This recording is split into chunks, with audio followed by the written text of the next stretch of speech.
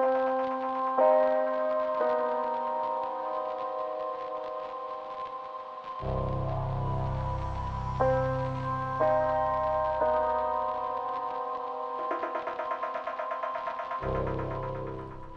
honestly didn't enjoy Dead Island that much and was not going to get Riptide, but because I was incredibly bored this week I decided to pick it up and give it a try.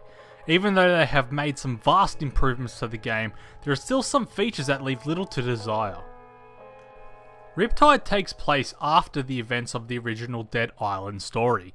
It still follows the same 4 characters as well as a new main character named John, who is also immune to the zombie infection.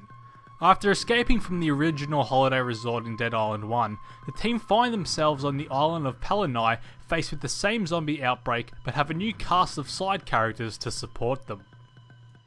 At the beginning of the game you have the ability to choose which main character you want to play as, or you can export your character from the original Dead Island.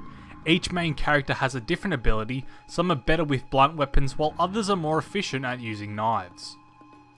One of the worst features that they did not change is the voice acting. While there are some really outstanding actors here, most of them are just subpar and actually really annoying to listen to. The missions mainly consist of go to this location, pick up this item and bring it back to me, which gets incredibly repetitive. However, there are some really cool horde mode missions which are actually insanely fun to do. Beforehand, you have the ability to mount turrets, place mines and put up wire fences. Once the horde comes, they will tear through your defences, which you can then rebuild. Not only this, but you have to work as a team with your friendly AIs and keep them from dying. Throughout the island of Palanai, you will come across a lot of junk, like glue and wire for example. In the previous Dead Island, their major function was to help you build new custom weapons, and while they are still used for that, they now serve a much bigger purpose. Each person on your team has a mini side mission you can complete.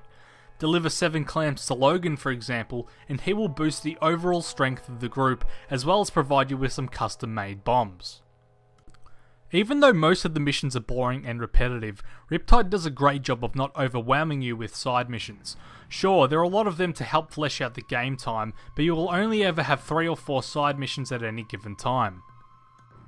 There are little bits and pieces of the gameplay that they have changed, which in my opinion has made Riptide so much better than the previous game.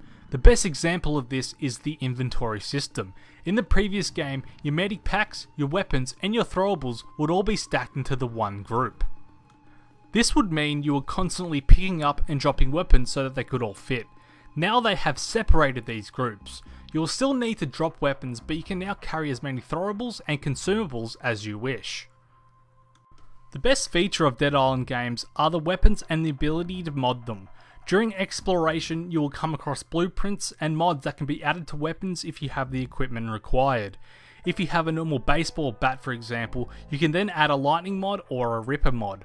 Mods make your weapons much more effective. The lightning mod for example not only electrocutes your enemy but can send them flying. The best thing about the mods is that there are so many to choose from and experiment with. The combat has remained pretty much the same. Swing your weapons and kick your way through hordes of zombies while managing your stamina bar so it doesn't get empty, causing you to be defenseless. Use med packs to refill your health and pretty much try to avoid getting surrounded by zombies. There is some skill involved though. If you aim for the head or their limbs, you will do much more damage than you would just by swinging wildly. You can also throw your weapons at a decent distance and you will also come across ranged weapons like guns and harpoons. The leveling system has remained the same. Kill a zombie or finish a mission and you will learn XP. After you gain a level, you can then use it on a skill such as health regeneration, lockpicking, or even on fury mode. After each zombie you kill, your fury bar will fill up. Once it's full, you then go into a mode where you're much more powerful. Getting around the island will require some planning. You can still drive cars and fast travel, but now you also have the ability to use a boat. Boats are the most important type of transportation and are surprisingly fun to drive.